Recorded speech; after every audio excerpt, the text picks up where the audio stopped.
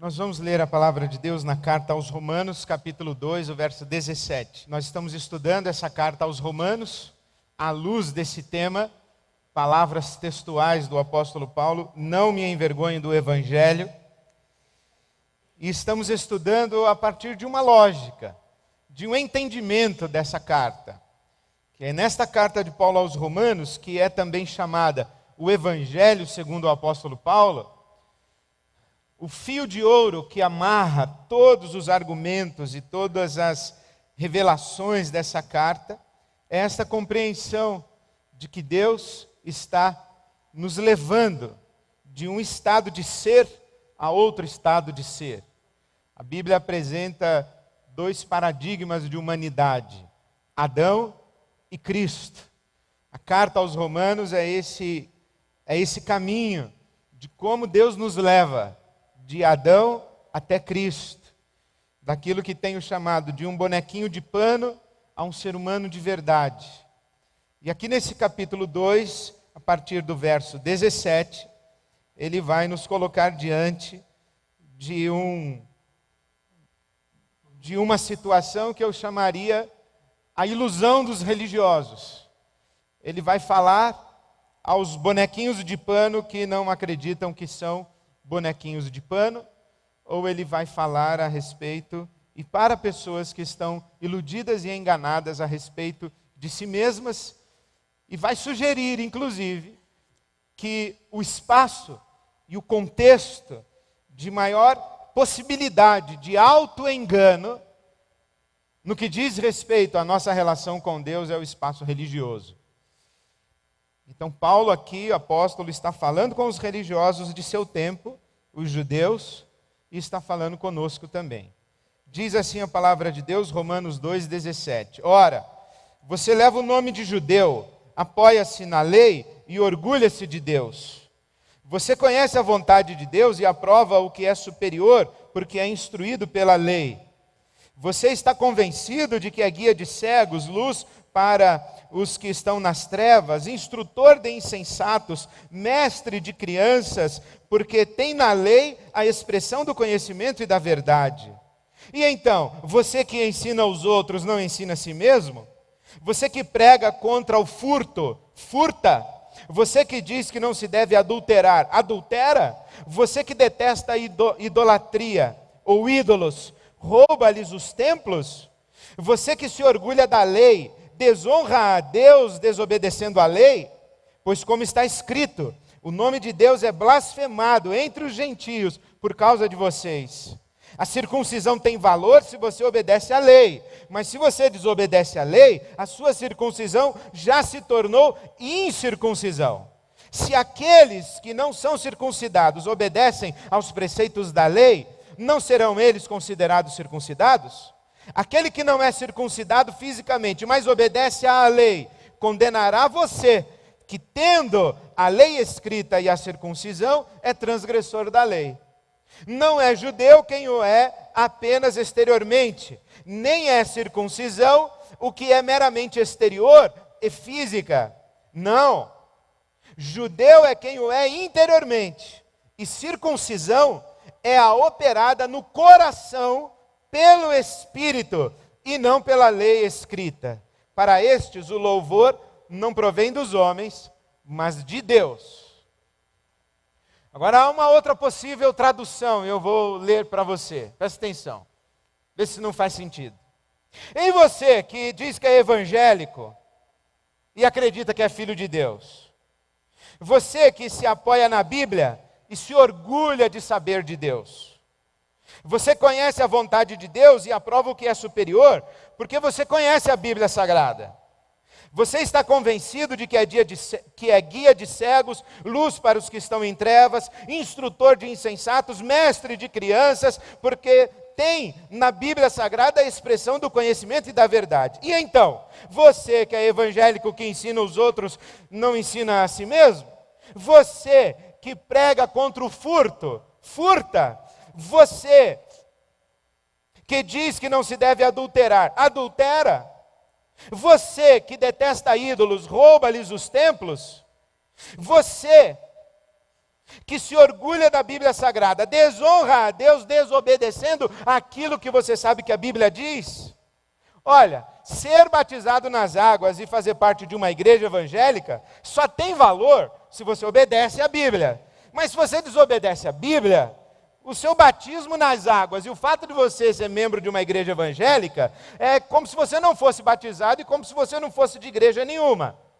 Se aqueles que não são evangélicos e nem batizados obedecem aos preceitos da Bíblia, não serão eles considerados como se tivessem sido batizados e como se fossem do Evangelho? Aquele que não é batizado fisicamente, nunca desceu as águas do batismo, mas obedece à Bíblia, vai acabar condenando você, seu evangélico, que conhecendo a Bíblia e tendo sido batizado nas águas, é um transgressor da Bíblia. Quero dizer para você que não é filho de Deus quem é evangélico, necessariamente. Ou que quem é evangélico não é necessariamente filho de Deus. Ou quem foi batizado nas águas não é necessariamente filho de Deus. Porque esse batismo nas águas e essa presença, ou essa participação numa igreja evangélica é uma coisa exterior e física. Não, isso aí não tem muito valor necessariamente. Filho de Deus é aquele que o é interiormente e que passou por um batismo espiritual promovido pelo Espírito Santo. E esses aí, só Deus mesmo é que sabe quem são. Amém? A palavra de Deus é impressionante.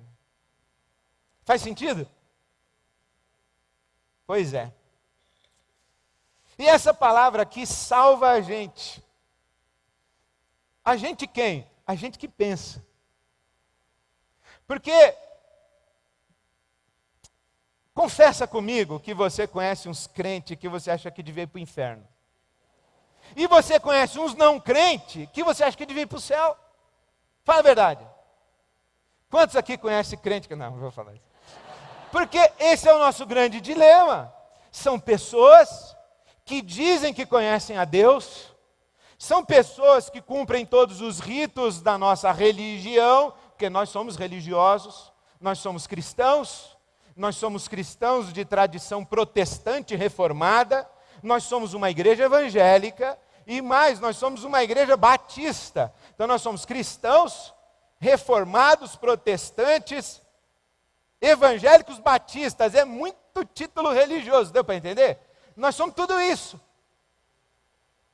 Mas nós conhecemos pessoas que a gente fala assim, não é possível que esse cara vai estar no céu, e a gente olha para outros que não tem sequer uma confissão religiosa, que não tem uma prática religiosa, na verdade, pessoas que são ignorantes a respeito do Evangelho, pessoas que são ignorantes a respeito de Jesus, pessoas que não cantam as músicas que nós cantamos, não fazem as orações que nós fazemos, não leem a Bíblia, não dão dízimo na igreja, o que é uma pouca vergonha. E essas pessoas, elas são maravilhosas. Elas são extraordinárias. Nós falamos assim, esse é um ser humano que não é possível que Deus mande esse cara para o inferno. E o que é bom para você, se você pensa assim, porque eu digo que eu penso, é que o apóstolo Paulo também pensava. E ele então fala a respeito dos religiosos, e ele revela uma intuição que não é só dele, é quase que universal, porque é também sua, é minha, e é, por exemplo, de mentes ou de corações muito honestos, e que se colocaram diante de Deus. Por exemplo, Gandhi. Quando Gandhi conviveu com os cristãos ingleses na Índia, Gandhi disse o seguinte aos cristãos: eu aceito o seu Cristo, mas não aceito o seu cristianismo, porque vocês falam de Cristo, mas vivem de maneira muito contrária a tudo que Cristo ensinou. O Paulo apóstolo, se estivesse ao lado do Gandhi, ia dizer: eu sei do que você está falando, eu conheci um pessoal assim também. Nietzsche, por exemplo, que é chamado o filósofo da morte de Deus, ele diz assim: se mais remidos se parecessem os remidos, mais fácil me seria crer no Redentor. Está dando para ouvir? Lá no fundo, como é que está? Está ruim? Aumentar o som um pouquinho. Deu? Melhorou? Vou repetir então Nietzsche. Se mais remidos se parecessem os remidos, mais fácil me seria crer no Redentor. E por exemplo, Kierkegaard, que é um filósofo, teólogo, dinamarquês, considerado o pai do existencialismo cristão, e que não é visto com muito bons olhos por alguns mais tradicionais e ortodoxos. O Kierkegaard disse o seguinte, vou ler o que ele falou, palavras literais de Kierkegaard: se alguém que vive em meio à cristandade sobe até a casa de Deus, a casa do verdadeiro Deus, e ora, mas ora num falso espírito, e alguém que vive numa comunidade idólatra, e ora com a paixão do infinito, com a paixão inteira do infinito, muito embora seus olhos estejam pousados em um ídolo, pergunta Kierkegaard, onde encontramos mais verdade? Um deles ora a Deus, mas cultua um ídolo, enquanto o outro ora falsamente ao verdadeiro Deus. Não, perdão. Um deles ora, na verdade, a Deus, muito embora esteja diante do ídolo, enquanto o outro, que está diante de Deus, ora de maneira falsa ao verdadeiro Deus, e portanto cultua um ídolo. Deu para entender? Você está diante de Jesus, mas como quem está diante de um ídolo, enquanto o outro está diante de um ídolo, como quem está diante de Jesus. Onde há mais verdade? Pergunta Kierkegaard. Não é difícil entender por que os ortodoxos não gostam muito de Kierkegaard.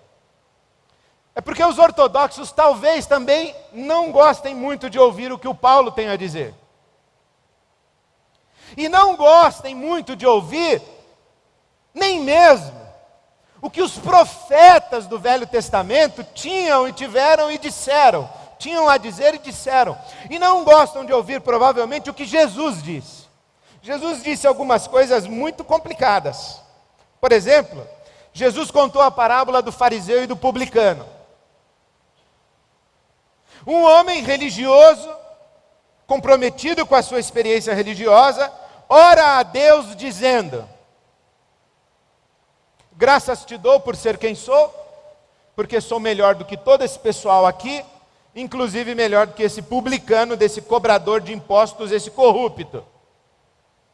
Jejuo 2 vezes na semana, a lei de Moisés mandava jejuar 1 vez por ano. O cara jejuava 2 vezes por semana. Dou o dízimo de tudo que tenho, frequento a sinagoga todo sábado, enquanto o outro não frequentava a sinagoga, não dava dízimo, era corrupto, etc, etc. Olha para si mesmo, e aquilo que vê em si mesmo faz com que ele não tenha sequer a coragem de olhar para Deus, e simplesmente pronuncia: Senhor, tem misericórdia de mim, que eu sou pecador. Jesus diz: onde há mais verdade, é nesse pecador. Ou, por exemplo, Mateus capítulo 21, quando Jesus conta a história de 2 filhos de um homem. Ao primeiro filho, o homem disse: vai trabalhar na vinha. E o filho disse: eu vou. Mas não foi. Ao segundo filho disse: vai trabalhar na vinha. E o filho disse: não vou não. Mas foi. Qual dos dois é o filho que fez a vontade do pai? O que foi? Responderam eles. E Jesus respondeu dizendo: muito bem, pois eu queria dizer para vocês que os publicanos, que vocês acham que são corruptos e ladrões, e as prostitutas vão entrar no reino de Deus antes de vocês, vão preceder vocês no reino de Deus. Porque há mais verdade neles do que em vocês religiosos. Não é simples ouvir o que Jesus tem a dizer. E não é também muito confortável para o profeta, que vai sendo ensinado por Deus, como é que funciona o coração de Deus, e como é que os olhos de Deus contemplam a nossa vida. Porque Samuel, quando vai ungir o rei Davi,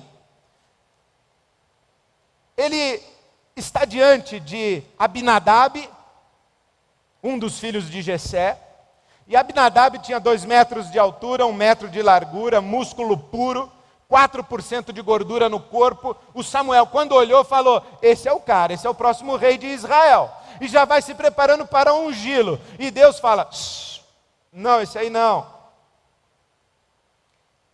Aí Samuel olha para Jessé e diz: tem mais um filho? Tenho. Eliabe, pode entrar. 2 metros e 10, 1 metro e 10 de largura, 2% de gordura no corpo. O Samuel falou: está explicado, é esse. Foi subir na cadeirinha para ungir o cara? Também não é. E Samuel olha para Deus e fala: então qual que é? E Deus fala: não olhe para a aparência do homem. Os meus olhos não veem o que está diante dos olhos. Os meus olhos não veem o que todo mundo vê. Porque todo mundo vê o que se pode ver. Mas eu vejo aquilo que não se pode ver, que é o coração. E aí Samuel então diz: ok, entendi, então o Senhor vai ter que me revelar quem é o rei, porque eu não vou conseguir ver. E Deus falou: então senta aí, que nem o pai dele conseguiu ver. E Samuel fica sentado e passam todos os filhos de Jessé, e acabou. E não é nenhum deles. E Samuel diz a Jessé: acabou? Acabou. Aí Samuel: acabou. E Deus fala: não acabou. Existe um que é segundo o meu coração. Samuel vira para Jessé e diz: ele falou lá em cima que tem mais um que é o segundo coração dele. Você vê, o pai esqueceu do cara, né? É impressionante. O pai esqueceu dele. E Deus diz assim: mas eu não esqueci. Porque eu vejo o coração. E é o coração de Davi que é segundo o meu coração. Mas Davi não parece ser rei. Mas o meu coração é assim. Por isso é que o apóstolo Paulo vai falar que Deus escolheu as coisas fracas para confundir as fortes. Deus escolheu as coisas menos sábias para confundir os inteligentes. Diz que Deus escolheu os pobres para humilhar os ricos. E Deus escolheu aquilo que aos nossos olhos não tem glória nenhuma, para revestir com sua glória.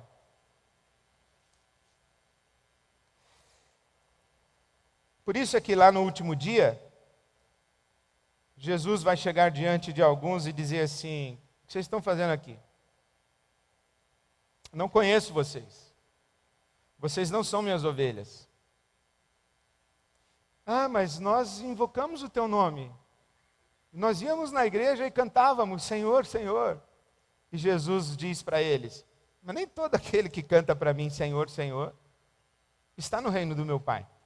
Não, mas nós profetizamos, nós expulsamos demônio, nós... Não conheço vocês. Vocês fizeram as coisas que a religião ensina a fazer, mas o coração de vocês está muito longe do meu Pai. Não sei quem vocês são.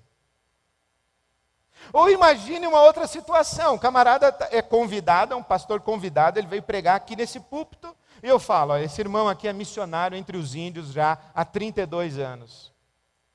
E eu trouxe esse irmão aqui porque ele faz um ministério extraordinário, mora no fundão da Amazônia, ele trabalha com as populações ribeirinhas do Amazônia, dedicou a vida a Deus e aquela população indígena e de pessoas miseráveis. E também tem um detalhe, irmãos: esse pastor aqui que eu trouxe para pegar hoje é milionário, ele é herdeiro de uma grande fortuna. E nessa hora que eu estou falando isso, e ele está pregando e o seu coração está em êxtase, você está sendo abençoado, você fala: nossa, que homem de Deus, nossa, eu sou um crente porcaria perto desse cara aí. Você está pensando essas coisas que você geralmente pensa.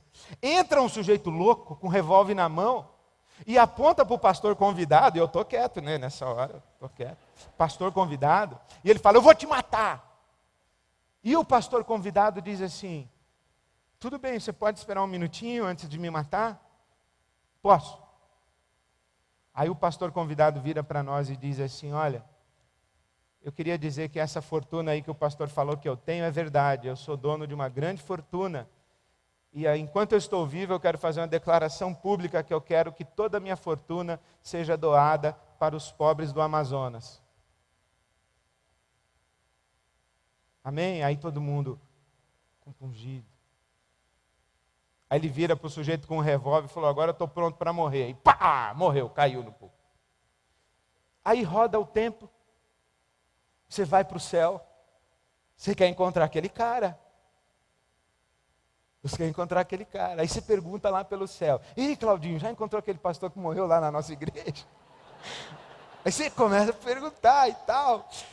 E aí você descobre que o pastor não foi. Não, como assim ele não foi? Ele não está aqui? Mas ele morreu? Não está aqui? Aí você, inconformado, você encontra o apóstolo Paulo. Aí você fala assim: Paulo, você não sabe, Paulo, o cara não está aqui, Paulo.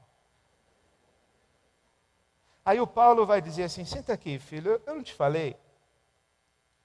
Eu não te falei que ainda que eu falasse a língua dos homens e dos anjos, que eu fizesse profecias e conhecesse todos os mistérios, que eu desse todos os meus bens para os pobres, e o meu corpo para ser queimado, e não tivesse amor, era o mesmo que nada?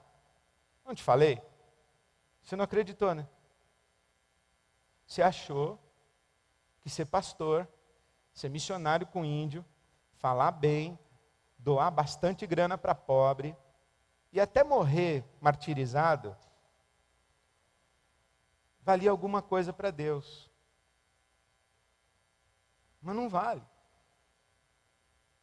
A menos que isso tudo que foi feito tenha sido revestido por uma obra que só o Espírito Santo de Deus pode fazer no nosso coração. Porque o grande ensinamento desse texto aqui, ele diz assim: olha,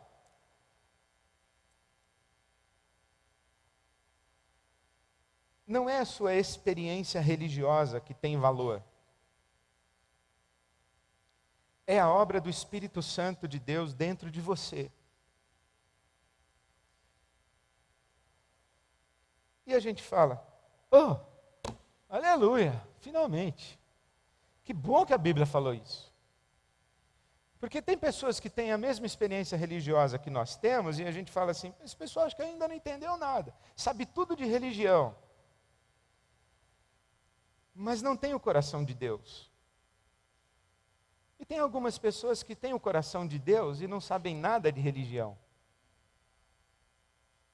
Aí a gente olha para o céu e fala assim, Senhor, e como é que fica? E Deus fala, vamos deixar que eu estou cuidando. Eu sei quem é quem. Eu sei quem é meu filho, quem não é. Eu sei quem é Adão e quem é Cristo. Eu sei. E isso, pelo menos para o meu coração, no primeiro momento me dá um alívio. Porque eu falo, ainda bem que Deus não era mesmo possível que Deus pegasse o rol de membros das igrejas evangélicas e transformasse em livro da vida. Ia ser um céu muito complicado. Mas depois, isso traz para mim algumas questões e algumas perguntas. É que eu falo assim, Deus, então quer dizer que a minha experiência religiosa não... Aí Deus fala, não... Então o que eu preciso é da tua obra no meu coração e o teu Espírito Santo mexendo em mim. Deus fala isso. Isso é possível, Senhor? Ele diz, é. Porque não é judeu, ou não é meu filho, não é meu povo, não é dos meus, aquele que o é exteriormente, na aparência, mas é aquele que pelo Espírito Santo foi transformado lá no fundo do seu coração. E essa transformação do fundo do seu coração é necessariamente uma experiência de amor. Porque eu acho que o movimento evangélico brasileiro, ele está polarizado em duas palavras: o poder e a verdade. Há uma disputa nas igrejas evangélicas. Qual igreja evangélica tem o Deus mais poderoso? Já reparou, os testemunhos hoje não são assim antes e depois de Cristo na minha vida. Os testemunhos são antes e depois da igreja X, da igreja Y, da igreja Z. Antes da IBAB, depois da IBAB. Meu Deus. A disputa é mais ou menos assim: venha aqui para a nossa igreja, porque a unção está aqui. O poder de Deus está aqui. Deus vai abençoar a sua vida aqui. Comprometa-se aqui, que o poder de Deus vai alcançar você aqui. Mas tem um outro pessoal que não é muito assim do poder, não. Ele é mais da verdade. Eles falam assim, lá tem poder, mas o diabo também imita o poder de Deus. Mas aqui nós temos a verdade. Nós temos a confissão de fé de Westminster. Temos a declaração doutrinária da Convenção Batista Brasileira. Aqui nós entendemos a Bíblia, nós sabemos a teologia correta, a doutrina correta. Rubem Alves tem um livro publicado em 1979 que vale ainda hoje como se tivesse sido escrito ontem. Protestantismo e Repressão, em que ele descreve protestantismo de reta doutrina. Em que a gente confunde o ter o coração transformado pelo Espírito Santo com acreditar nas doutrinas certas, acreditar na verdade doutrinária. Essa é uma polarização que existe no protestantismo brasileiro já há bom tempo. Os pentecostais com o poder e os não pentecostais, os tradicionais ou históricos, com a verdade. E isso é uma grande estupidez que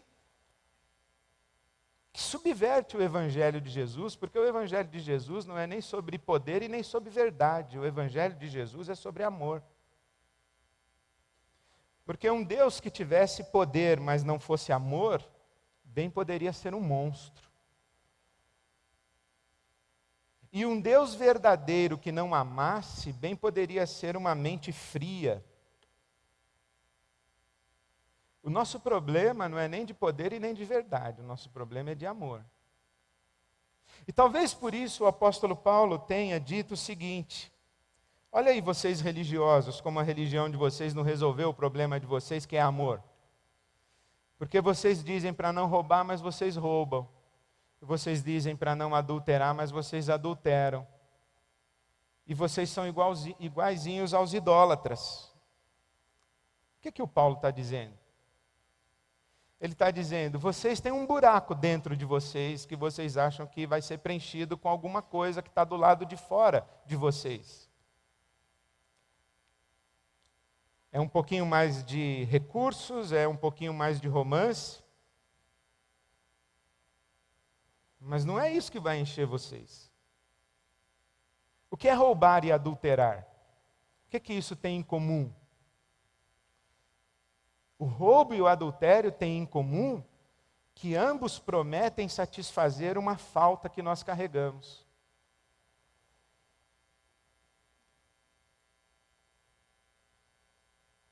Eu vou estender a mão para pegar aquilo que não é meu, que legitimamente não é meu. E aí Deus diz assim: por que você vai pegar isso? Não é seu. Não, mas eu estou precisando muito.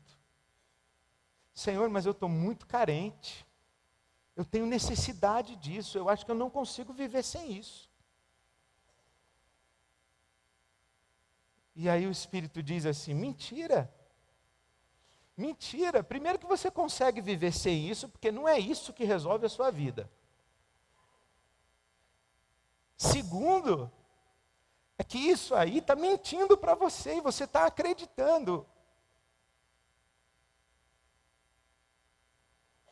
Isso significa para nós que no fundo, religiosos ou não religiosos, evangélicos ou não evangélicos, todos nós aqui temos um problema. E é um problema dessa carência, dessa falta que mora dentro da gente. E a gente está diante de duas alternativas. Ou a gente ama a Deus, que concede os desejos do nosso coração, ou a gente ama os desejos do nosso coração e acaba transformando Deus num ídolo. E não importa se você é religioso ou se você não é. Não importa se você está na macumba, na igreja evangélica, na igreja católica romana. Se você está correndo atrás de satisfazer esse buraco do seu coração, e correndo atrás de uma divindade que dê para você isso que vai te resolver, pelo menos na sua opinião, você não está buscando a Deus. Você está buscando um ídolo para resolver o seu problema. A sua carência, a sua falta, a sua necessidade, quiçá o seu desejo, a sua ganância, a sua ambição. Agora, se você cai de joelhos diante de Deus e diz: Senhor, eu tenho uma carência, eu tenho uma falta, eu tenho uma necessidade, eu tenho um desejo, eu tenho uma ambição, mas eu sei que nada do lado de fora de mim resolve isso. É só uma obra do Teu Espírito Santo dentro de mim que resolve. E eu me entrego nas Tuas mãos, não somente eu, mas tudo que eu tenho, e disponho para o Senhor. Eu fico imaginando se acontecesse isso comigo. Acho até que Deus não faria isso, não é essa a ideia que tenho de Deus. Talvez pelo mundo que eu vivo, o país que eu vivo, o movimento religioso onde eu estou. Mas vamos transformar a letra de um dos mais belos hinos da inódia cristã, protestante, poesia de Martinho Lutero, Castelo Forte é o nosso Deus. E eu dissesse assim: Deus, eu não aguento mais. Eu não aguento mais conviver com o homem que eu sou. o Adão em mim e me levou ao desespero. E eu estou aqui de joelhos diante de Ti, clamando que o Teu Espírito Santo faça essa obra dentro de mim. E Deus dissesse: posso levar a sua casa, seu carro, sua roupa? Pode, claro. Sua mulher, os seus filhos? Posso levar o seu nome, a sua reputação? Posso levar a sua saúde? Posso levar a sua visão?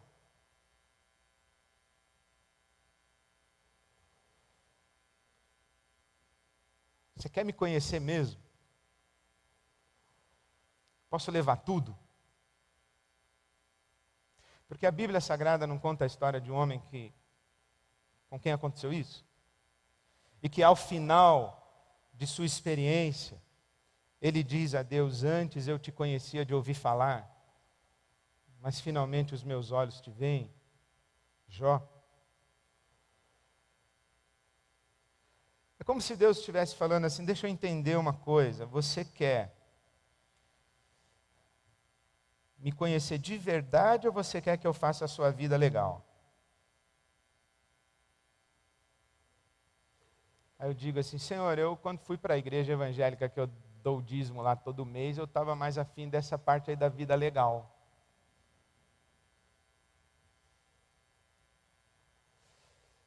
Então Deus, com lágrimas nos olhos, diria: você é um bom religioso, moço.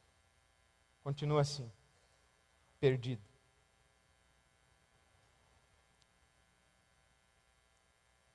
Aí eu volto, caio de joelhos e Deus diz: você quer me conhecer mesmo ou você quer que eu faça da sua vida uma vida legal?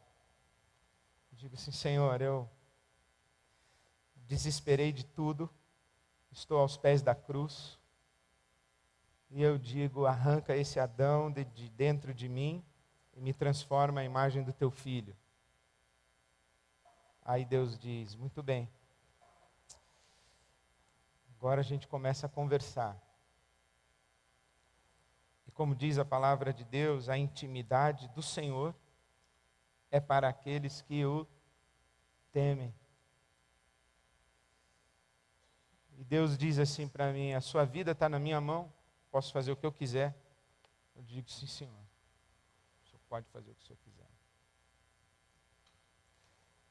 Pode ser que as pessoas em volta de você, elas comecem a achar que você é um fracassado e um derrotado. É um pecador desgraçado, é um cínico, é um falso, é uma farsa.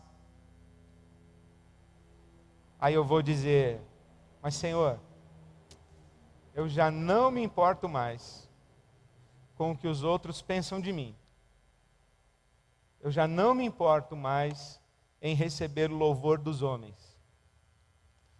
O que eu quero mesmo é que o Senhor olhe para mim e diga: aí está um filho meu, em quem eu tenho prazer. E que o Senhor diga para mim, na intimidade do meu coração: você é o meu filho amado, em quem eu tenho prazer. Essa experiência está muito além de qualquer experiência religiosa que a gente possa ter. É triste ver como o nosso país está se tornando cada vez mais religiosamente evangélico e trazendo para dentro dos templos evangélicos um monte de Adão com um verniz da cristandade.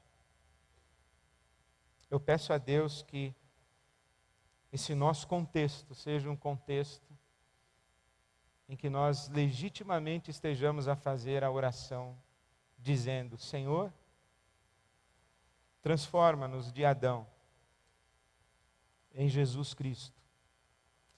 A nossa vida está nas tuas mãos. Faz uma obra do teu Espírito dentro de mim, dentro de nós. E nós não nos importaremos com o que estiver acontecendo do lado de fora. Porque saberemos e viveremos e estaremos a experimentar que a tua graça basta.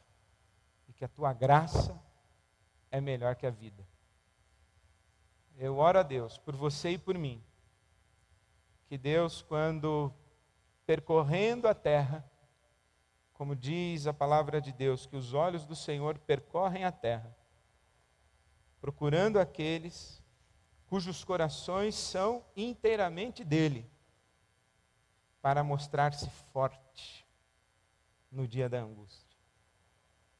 Eu oro a Deus que quando Deus percorrer a terra com os seus olhos, encontrem a você e a mim, não entre os religiosos iludidos, mas entre aqueles que são de fato filhos de Deus, em Jesus Cristo nosso Senhor. Amém. Vamos ficar em pé e vamos cantar a Deus a obra de Jesus e o que Jesus quer fazer conosco. Amém.